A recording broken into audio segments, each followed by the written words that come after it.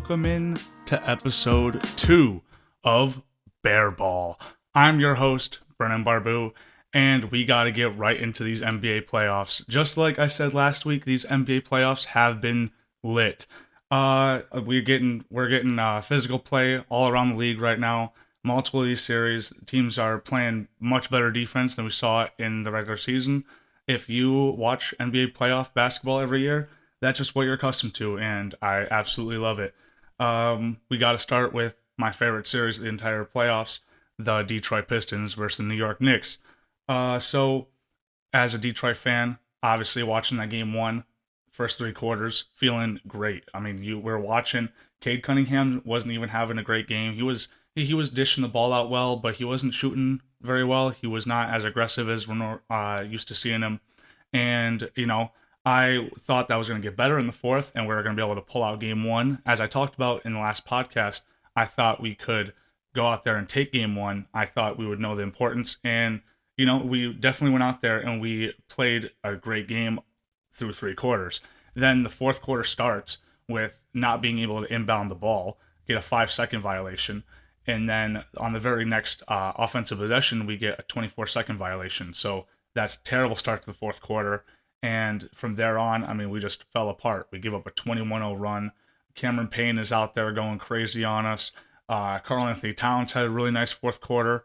And it just fell apart on us. And the Knicks end up taking game one in New York. So after that, I was not feeling great, honestly. I thought, how can we get more out of our role players than we did in that game and still win? Obviously, Cade can play better. I knew that. And I thought he would play better, but in that first game, he was getting hounded by OG Anunoby and he was also getting double teamed a lot, seeing a lot of different actions, and he just was not getting much space at all. A lot of his shots were contested each time, and I thought that was going to continue in game two, but then they kind of started going more single coverage on him and trying to contain his role players, which I think is a good strategy, honestly, for the Knicks. If all of our players aren't in rhythm, then you're basically just counting on Cade to win it for us. And of course, Cade is good enough to do that. We saw so in game two. So game two, Cade plays way better. He's much more aggressive. He's getting to the paint. He's hitting the shots. And again, for the first three quarters, we just look like the better basketball team. We go into halftime with about a 6-point lead, I believe it was. And I'm almost positive we go into the fourth quarter with the lead as well. And slowly but surely, the Knicks start walking us down. Now, I know a lot of that had to do with Jalen Brunson getting to the line so many times. I'm not even sure how many free throws he had in that game, but I know that they basically all came in the second half because the free throw disparity was like all Detroit in the first half, and it felt like the refs wanted to make up for that in the second half, so they started calling everything for the Knicks. And Jalen Brunson, was hitting his free throws, and he always plays better in the second half, it seems. So he was getting them back in the game, and I was biting my fingernails, man. I was getting nervous. In those last few minutes, I believe it was tied, and Dennis Schroeder goes down there, hits a nice step back three. They weren't respecting his jumper most of the night. If you were watching, it seemed like they were letting him kind of get to his spots pretty easily, and they were getting hands up, but it was not heavily contested. So, he's been playing really well for us. JB Bickerstaff saw that enough to put him in crunch time alongside Cade Cunningham, put 2 point guards in there. And that's the benefit of having a taller point guard like Cade, is that you can throw in another veteran, experienced point guard like Dennis Schroeder, who went out there and closed the game for us. Without his points right there, I definitely don't even know if we pull out one of those first two games in New York. And without that, two demoralizing losses in New York, close games where we tried our hardest, I don't know if we could even make that a long series after that. But now we've stolen home court advantage. We're back. We're coming back to Detroit for game three. I personally cannot wait for game three. I always love the odd numbers in a close series, games 3, 5, 7, obviously. You always see who's going to get the upper hand, and then if the other team can respond in the next game. So game three is huge for us here in Detroit. They have us as underdogs by 1 point as of this recording on Wednesday. So we'll see if Vegas changes that by tomorrow. But personally, I think Detroit is going to win game three. I think it's going to be another close battle. The Detroit crowd's going to be nuts, man. We just won our first playoff game since 2008. The people in Detroit, whenever our sports teams are good, Detroit always shows out every single time. The Lions, I mean, you saw what happened in the playoff games. The crowd, they always show out. So definitely excited to see the energy for Game 3. I think it's going to be another close battle, and I think Detroit will find a way to pull it out, man. But for these two games in Detroit, I honestly think that we're probably going to go back to New York in a split series here. Hopefully we win Game 3 so we don't have to have that pressure of winning Game 4. But the New York Knicks, man, I mean, they're a good squad. They're a solid starting five. There's not like a single weakness in their starting five lineup. From the New York side, I told you guys last week, my second favorite team is New York. Tom Thibodeau, his coaching, only playing 7, maybe 8 players tops. It's, I mean, they don't have much depth. It's how the roster's constructed, so he wants the best out there at all times, and he's got a good squad. But Karl Anthony Towns, he did not show up in Game 2. You kind of got the full Karl Anthony Towns experience through these two games. You got one game in Game 1 where he was great on both sides of the ball. And then in Game 2, the production just kind of fell off, man. He only put up 10 points alongside with 6 rebounds and no assists. So pretty quiet game from Karl Anthony Towns. And that's with no Isaiah Stewart out there, man. I have to give it up for my man, Paul Reed. He came out there in his 11 minutes. He played, I thought, great basketball. He was hustling, playing good defense. And he got Karl Anthony Towns a little bit bothered out there. So the thing is about New York, they need to get more production out of Mikal Bridges. They need to get more production out of Josh Hart. And I've heard a lot of people talking about running the 2 big man lineup, Mitchell Robinson and Karl Anthony Towns, because Cat can shoot. The only thing about that is Karl Anthony Towns likes to play outside so much that I think that he can be guarded by a player like Tobias Harris, and Detroit doesn't have to worry about that. Now, of course, Karl Anthony Towns, when he gets hot from outside, he's a problem. It's not easy to deal with him.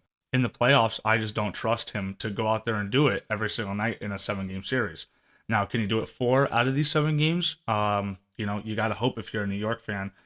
We're getting good defense out of OG Anunoby, the best that he can on Cade Cunningham, but I mean, Cade's going to have those nights. He's just a dog. So we'll see what New York can do to counteract this when they go back to Detroit, see if Tom Thibodeau has any adjustments to make. But that series is really physical. It's been a really fun watch, man. I just hope that they keep up this level of physicality and the refs keep letting them play. All right, next up, man, I want to talk about the Nuggets and the Clippers. This series has been amazing as well. Both games, decided by a total of 5 points. One of the 2 games went to overtime. So this series has been literally everything that everyone wanted it to be. You got 2 teams in the West who both feel like they are better than the 4 and 5 seed. Unfortunately, they're matched up against each other, so they are absolutely battling out, though. In Game 1, the Nuggets' big 3, they went out there and they balled out, man. I personally consider Aaron Gordon to be the 3rd best player, not Michael Porter Jr. Michael Porter Jr. went out there, put up 3 points, 1 for 4, and was not very good on the defensive end either. He went out there and he grabbed 4 rebounds, but a game like that from MPJ, who is paid like your 3rd best player, normally that's not going to be good enough to win a game for you. But Denver, they got 29 out of Jokic, they got 21 from Murray and 25 from Aaron Gordon.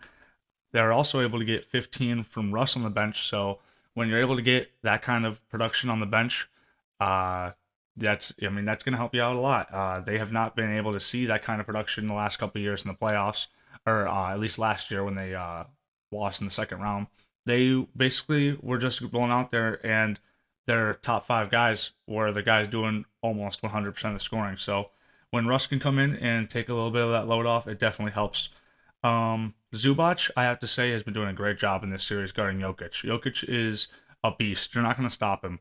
He's playing like a freak as always, putting up, I think it's like 29 points on about like 50-something% shooting in the low 50s, which is really good defense by Zubac because, as we know, Jokic puts up low 60% field goal percentage normally. So, if you looked at the stats over the regular season, Zubac is one of the best defenders of Jokic. So it's not like a shock, but in the playoffs, we're used to Jokic going out there and having, these amazing, great games, leading his team to success.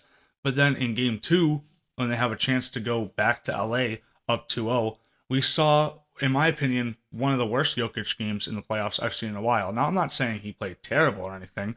I mean, the dude went out there and put up a triple double, but maybe I'm being a little bit rough saying it's one of his worst playoff games I've ever watched him play. But his support players gave him more than enough than he needed to win. And he went out there and he had, I believe it was 7 turnovers. And he just was playing sloppy basketball, especially down late in the game. That final shot attempt, I know he's just running out to the 3 point line to put something up, but I mean, it just didn't look like he believed in the shot at all.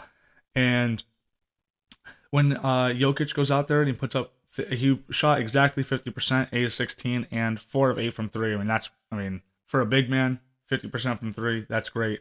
But, 7 turnovers, sometimes that's going to kill you. And when the team has 20 turnovers, that's just too much to overcome, especially when Kawhi Leonard is going to go out there 15 for 19, puts up 39 points, doesn't really put up a lot in other stat categories, only 3 rebounds, 5 assists. But watching that game, it almost felt like watching like a Michael Jordan game in the sense that these mid ranges, he just was not missing them. Even the 3 pointer, I mean, 4 of 7, that's really good. So Kawhi Leonard, he's not going to do that every single game, but he has that ability to still impact a game like this, where he shoots almost perfectly from the field, and he also was playing very good defense. He had 2 steals and a block, and if you're just watching, he had some great lockdown moments in that game. So Kawhi Leonard, an absolute freak. They get to take it back to LA. They've stolen home court advantage. Now it's just a 5 game series. Who's going to be better out of these next 3 games? I personally still like the Clippers. I took the Clippers, and I think that in these next 2 they're probably going to split, and I think it's going to go to a game 7. But I think the Clippers are simply the better constructed team at this moment. And Jokic, as good as he is, as great as he is, I don't think that he alone is going to be enough to overcome this team, especially when he has one of the better defenders for him in Zubac every single night. So the Clippers, they're definitely in a great spot right now. The only thing I can really say about the Clippers in this series through the first 2 games is they're basically getting no scoring production off the bench. They've gotten less than 20 points each game off the bench. I mean, all their starters are playing heavy minutes, though. So for right now, it's working. I talked about this in my first episode. I thought that Kawhi in the first round could, he would stay healthy and he would go out there and be a beast, just like he is. And James Harden, we already saw that from game 1 to 2, there was a score regression. And I don't think it's just going to go down and down, but I think the bigger the moment, the worse you can expect James Harden to play, honestly. So, do I think that they are the biggest, championship contender? Not necessarily. Are they a dark horse? Could they go out there and win in the second round against OKC? I mean, if you've been watching OKC in the first round, I don't think so. But it's, I'm not going to put it out of the realm of possibility at this moment. So, next up, I want to just mention the OKC Memphis series, the Cavs and the Heat and Boston and the Magic. There's not much to talk about game to game here. It's going to be over quickly. The most really to talk about is, can any of these underdogs take a game or even maybe 2 games off of one of these contenders and maybe hurt them for the rounds in the future. We just saw Jason Tatum go down. Looks like he's going to miss game 3, but I don't think it's an injury that's going to keep him out. He came down kind of weird. There was a funny clip of Joe Mazzulla basically telling him to get the hell up and stop being a baby. So I definitely don't think he's going to miss major time. This is his first ever missed playoff game in his career. He's actually played a lot of playoff games. He gets consistently deep into the playoffs almost every single year since he's been a rookie. So for this to be the first playoff game he's ever missed, that is actually a testament to how healthy he is. So I don't think it's going to keep him out for too long, honestly.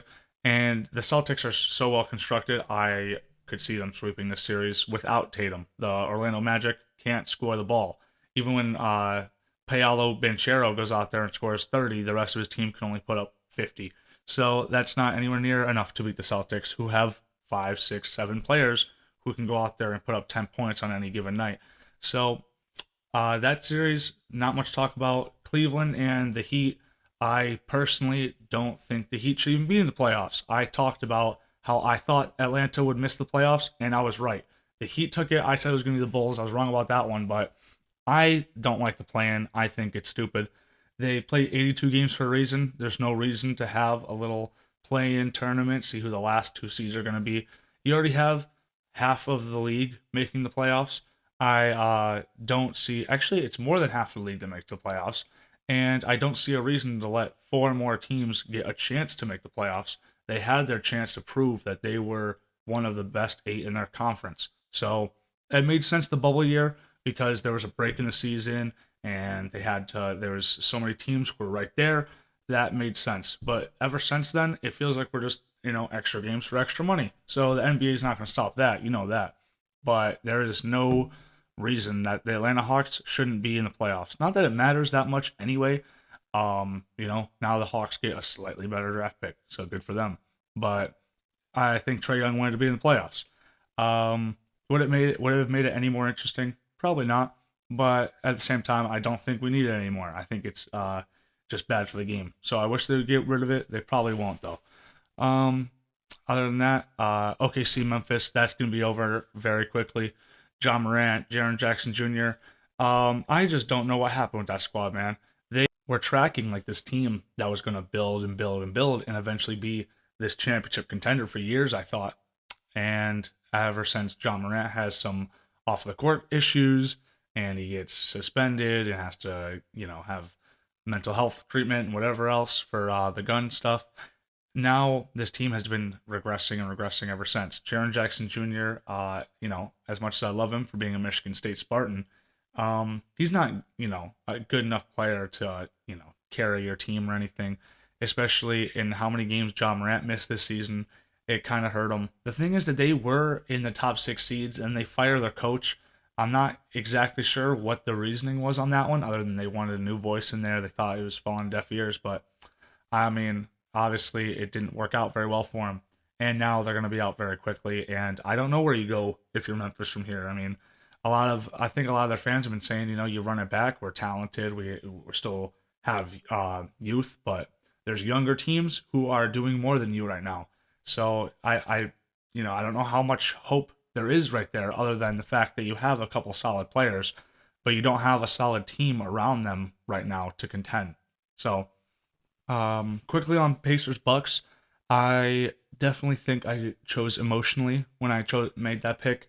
I just personally miss seeing Giannis go deep into the playoffs every year because he's a freak. And so I thought maybe Lillard could come back a little earlier, and it seems like he's about to come back, like I predicted. But I don't know how much that's really going to help you out. This Bucks team is simply not built to contend at this moment. The Pacers are a better team. I knew that coming into the series. I knew that they're a better constructed team. They play more like a team. They have more role players who can step up and make big plays when it matters. And right now the series doesn't even look close. They're going back to Milwaukee, and Milwaukee is favorited at home. But if I had to be honest, I would not be shocked, and I honestly expect the Pacers to steal one of these two games and probably put this thing away in 5 or 6. So, can the Bucks still do it? Of course they can do it. I mean, Giannis is playing great, but he's not playing as well as he was in that finals run. So, I guess if you could get more out of Giannis, and if Damian Lillard comes back and somehow immediately off of blood clots comes back and lights it up, but I mean, I'm not seeing it honestly at this moment. So, that's definitely wasn't the greatest pick by me, if I'm being honest. And then we also have the Lakers Timberwolves, man. So, like I said, game 1, Timberwolves, they went out there and they won it straight up. I told you to take it on Barbu's bets, and that's exactly what happened, man. LeBron, he's lost a lot of game 1s, I feel like. It doesn't necessarily mean that they're not going to win the series or that they're in trouble. He's comfortable being down 0-1, and, we saw that. Game 2, the Lakers didn't seem phased. They didn't seem scared or anything like that. They went out there. They played great defense. LeBron has been playing very good defense in this series. He puts up multiple blocks in game 1, and then in game 2 he goes out there and he played some lockdown D. He had a nice chase down block. His offense. He's not been hitting the shots like he wants to, and he's not passing the ball like he used to either. But again, we're talking about a 40-year-old, okay? So this is Luka's team now, so I'm expecting Luka to be the number one, and LeBron, what you can get out of him obviously is great. Not that he's still one of the best 10 players in the NBA. So I wouldn't say I'm worried about my pick. I know that Minnesota has stolen home court advantage, but I think I chose this to be a 6 or 7 game series, man. So I think they're gonna go back there and split again. This round one has been so much fun. I like to have this many 1-1 series, close series. This I personally feel like will be determined in how Anthony Edwards plays. Honestly, he in game one he was out there facilitating the basketball a lot, and that helps his team so much. I mean, he's not a point guard. He's not out there throwing 10 assists a night. But I think that the Lakers' best defensive strategy is to just play him like normal. And if you play him like normal and everyone else on the team does not get hot and doesn't, start going crazy, I don't think that the Timberwolves have enough offensively to match the Lakers. I also think that Luka, just trying to look for Rudy Gobert in one-on-ones, it slows down the Lakers' offense, and that's not what I think they should be doing all the time. Obviously, Luka one-on-one with Gobert is something you like if you're the Lakers, but Rudy Gobert honestly has been playing it pretty well. So it's just I feel like the Lakers, when they've been running sets and they've been getting out in space and running, their offense has looked a lot better. So I'm sure JJ Redick has seen it. I'm sure he's gonna make those adjustments. I'm very excited to see what kind of adjustments are made on the other side as well. Chris Finch, he's a defensive mastermind. We're gonna see. I'm sure we're gonna see some more physical defensive games played here. So this series has been a lot of fun, and I'm sure it's gonna keep being a lot of fun. And the last series that I have to talk about is the Rockets and the Warriors. So when I was making that first video, I said that I was pretty confident the Rockets would beat whoever they were matched up with, whether that was Memphis or Golden State. And after watching game one, a little bit nervous, honestly. Game two in Houston for this young of a team, it is absolutely imperative that they win this game. They must win this game. And if they don't, it's probably going to be over very quickly. First off, you're not getting enough from Jalen Green right now. He has just simply not been giving you anything. He has not put up 20 points in, I believe it's like 5 or 6 games. And if he's going to keep going out there, I think he's scoring like in most of these games. He scored 7 on 3 of 15 shooting. So that's definitely not going to cut it if you're Houston. Houston's half-court offense is just ugly, man. I knew that going into it, but I thought that they'd be able to, force some more turnovers, get running, and, we need to see more of that in game two. The defense was great. I mean, this game was a fun defensive battle. But, Steph Curry is Steph Curry. He's going to hit some of those crazy fadeaway, jumping into the crowd shots.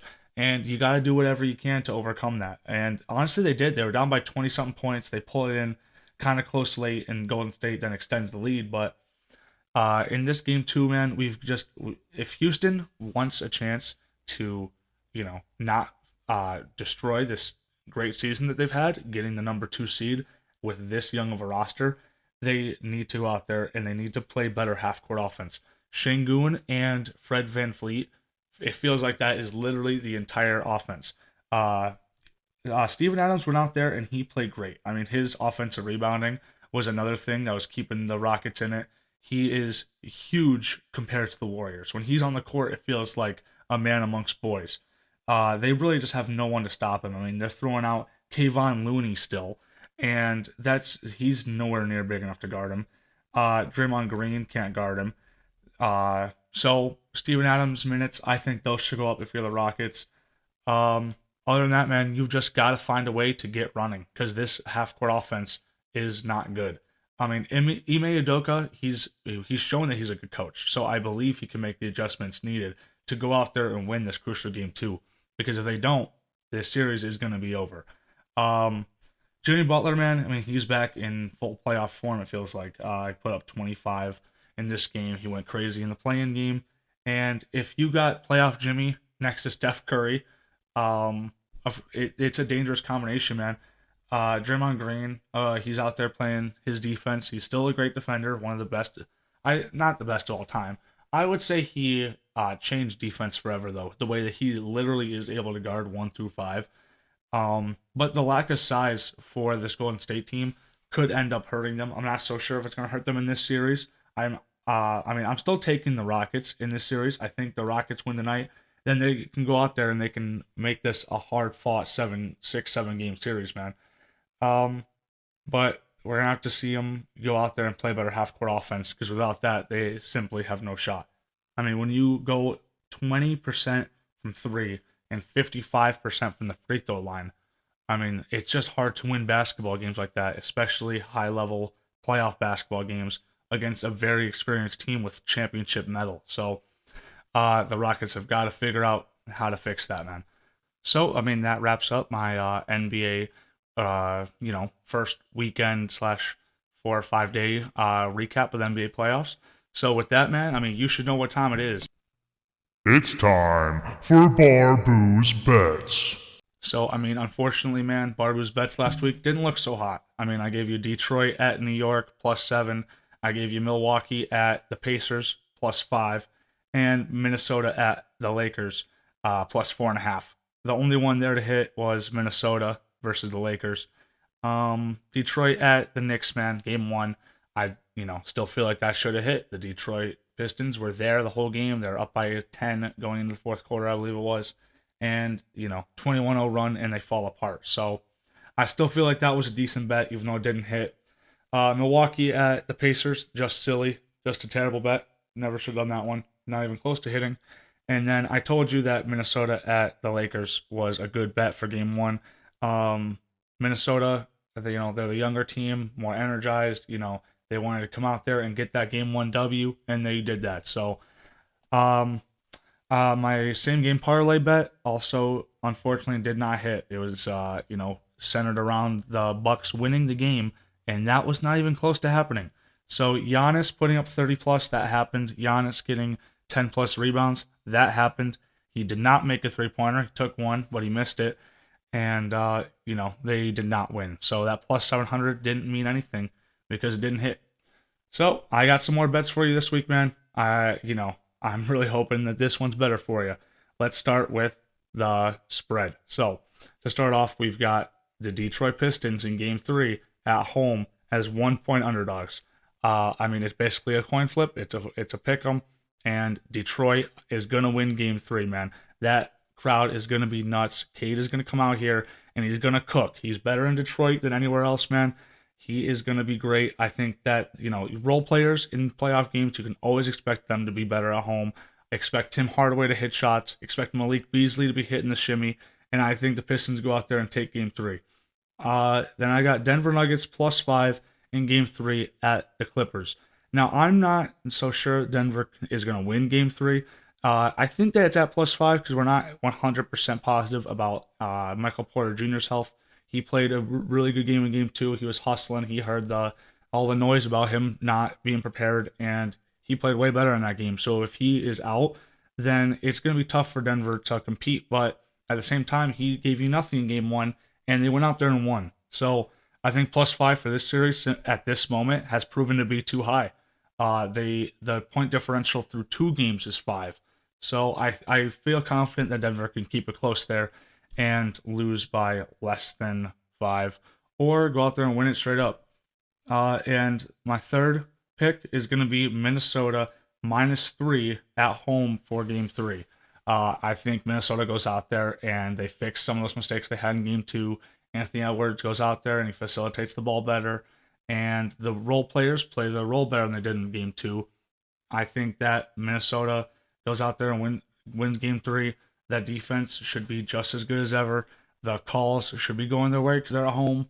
So I'm honestly, that's what I'm feeling for the spreads, man. Take Detroit +1, Denver +5, and Minnesota -3. Now it's time for the same game parlay. This one's built around my Detroit Pistons, man. We got a Detroit Pistons money line, usually just a little bit more juice than that +1. Might as well take it, right? Then I'm taking the over on 213.5. I know this has been a defensive series, but 213.5 is pretty low, honestly. I think that both these teams should put somewhere right around the 110 mark up. If that happens, you should hit that comfortably. And alongside that, I'm taking Cade Cunningham to put up 29 plus. I simply think Cade at home, he's going to go out there, drop another 30 bomb, and he's going to lead us to a W, man. If you're feeling that with me as a Detroit fan, you got to go ahead and smash that. That's going to give you plus 445. So, not too bad of odds for, a bet that I personally think is not that hard to hit. So, there's Barbu's bets for the week, man. Tell me what you think in the comments below. All right, and last but certainly not least, we've got to talk about WrestleMania 41. Personally, I'm mainly going to be talking about the main events here. There were some other good matches, especially that Fatal 4-Way with Braun Breaker, Penta, Dirty Dom, and Finn Balor. That match was definitely fire. Dirty Dom taking home his first Intercontinental Championship, I believe it was. So huge for him. A lot of people thought Braun Breaker was going to go in there and win his first Mania match, and that's not what happened. Other than that, though, let's get into the WrestleMania 41 Night 1 main event. So CM Punk, Seth Rollins, and Roman Reigns, they went out there and they tore the freaking house down, man. Personally, I was rooting for CM Punk. He was huge when I was WWE, big into my WWE fandom. And he finally gets his main event for Mania. I technically don't count Night 1 as a true main event. I don't know if he does, but the main event of Mania 41 was John and Cody, let's be real. But either way, that match was fire, man. I love that twist end with Paul Heyman. I mean, Paul Heyman has history with CM Punk and Roman Reigns. Everyone knew that going into the match. And to see him sit there the whole time playing his role perfectly, and then at the end, the double switching up on Roman, and then switching up on CM Punk, and then switching up on Roman too. It was just perfect, man. Seth Rollins, it continues the story with Seth and Roman. I mean, what is it, 10, 12, whatever years in the making. These two they've defined each other's careers, honestly, and to see them, what looks like they'll probably go into a deeper feud, maybe even have a one-on-one at Mania next year, you never know, but it was a lot of fun. CM Punk leaves his first Mania main event, maybe his only Mania main event, with a loss. It's standard for CM Punk's career, losing the biggest of big moments, but he went out there and he had a good performance, man. I'm sure he's proud of himself, and watching his entire career has been a lot of fun. Who knows where he's gonna go from here, but he's definitely not done. And then let's get into night 2, man. The night 2 main event was I thought it was pretty good. Cena goes out there, wins his 17th world title, becomes the undisputed GOAT of the WWE, as he deserves. Watching John, I've literally watched him pretty much his entire career, man. And I was there for when he was, kind of garbage, and then he became the Doctor of Thugonomics, and then he became, what a lot of us hated, which was the hustle, loyalty, respect garbage. And to see him come back and turn heel, it was it was fitting. He was going to do anything to win number 17, become the GOAT, no matter if he had to lie, cheat, and steal, man. And he hadn't won a match in 1,000 days, or well more than 1,000 days. I mean, you can't believe he's just going to go out there and just beat the champion.